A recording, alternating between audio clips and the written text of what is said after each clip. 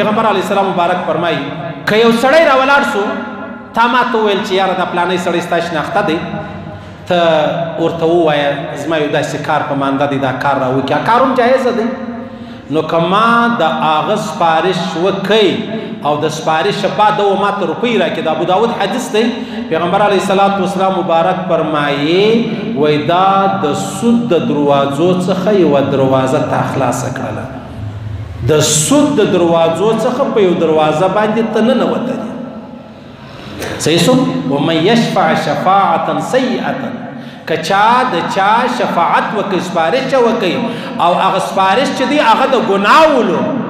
دا خو حرام دی ناجایز دی نه به کوي بیا په هغه کې ستا میسه راځي او که چا د چا سپارش وکړي حلال سپارش بیا هغه سړی راولاړ سو ودته چیش ورکړي څه روپۍ ورکړي څه شی ورکړي چې تا زما سپارش وکړي پیغمبر علیه السلام منع کړی ده اخله یې مه قطعا یې مه اخله ولې مه اخله په دې مه اخله چې دا د سود د دروازو څخه یوه دروازه ده په دې چې دا خو حلال کار و جایزه کار و ته ولې ودته دا کار په پیسو ورکوې دا خو د انسانیت و د بزرګۍ کار و ته ولې ودته په پیسو دا کار ورکوې زموږ دې دفترونه ټول پر دې خبره ولاړ دي چې تا ورسې چاته ودا زما پلانی کار کوي په پلانی راوکړي یوار خو کار ناجایزه دی سپارش هم ناجایزه دی بیا که کار حلال ولو بیا سپارش وکړي هغه کار وسلو نو بیا دی خو تا ته په خوله نه وایي دی تا ته په خوله نه وایي چې ما ته دومره شی راکا خو عرف دا دی چې خامخا به دته شی ورکوې دا بیا جایزه نه ده غلط کار دی او که چیرې دا سته په خبر نه ولې په خبر نه ولې تا د چا سپارش یو ورځ وکړي بیا د هغه کار وسو بیا یو ورځ لرالی په خوشحالي کې ول الحمدلله هغه کار وسو دونه شی به درکمه یا پسه یا غویی یا موټر یا دونه خرچه پروا نه لري جایزه ده اخیستلی شي خو زموږ په دفترانو کې علیحده خلک ناست دي هغه غواړي وایي زه ستا سپارش کوم د پلاني و پلاني افسر پر مخ باندې زه ستا شفاعت کوم د پلاني و د پلاني پر مخ باندې بیا به ما ته دونه روپۍ راکوې نو دا شی چې دی هغه د پیغمبر علیه السلام مبارک حدیث دی که ته دا ورته ونه وایې چې دونه روپۍ به راکوې خو بیا هم تا واخیستلې ته ورته ونه وایې هغه یې د خپله جانبه درکړي پیغمبر علیه السلام مبارک فرمایي د سود د دروازو څخه پر یو دروازه باندې ورل یو دروازه دې خلاصه کړه د دې داسې مثال دی لکه څو عمر مخکې ما یو خبره کړې وه بیان مې کړی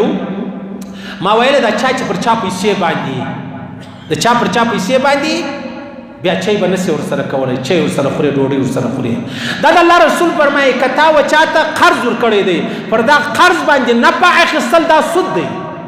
نو که ستا د مخ څخه د ده سره لین دی نسته د چای و د ډوډۍ و د خوراکو د بل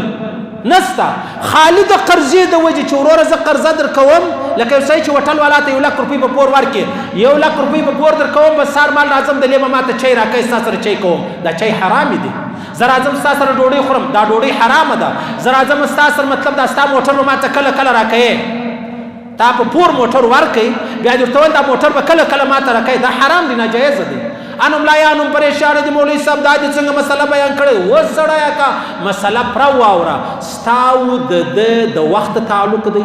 تاو د بچی سره کولې ډوډۍ سره کولې د تا ته موټر تا و د ته موټر ورکوي پروا نه لري اوس مابینځ کې پور رالی پروا نه لري ها که خالص د پور د وجې ته راولاړ سولې کله یو سړی پر چا پیسې باندې وایي درځه ور به سورورې ډوډۍ موډۍ پر باندې تاوان کو دونه پیسې هم پر باندې دي دا حرام ناجایز دا سود دی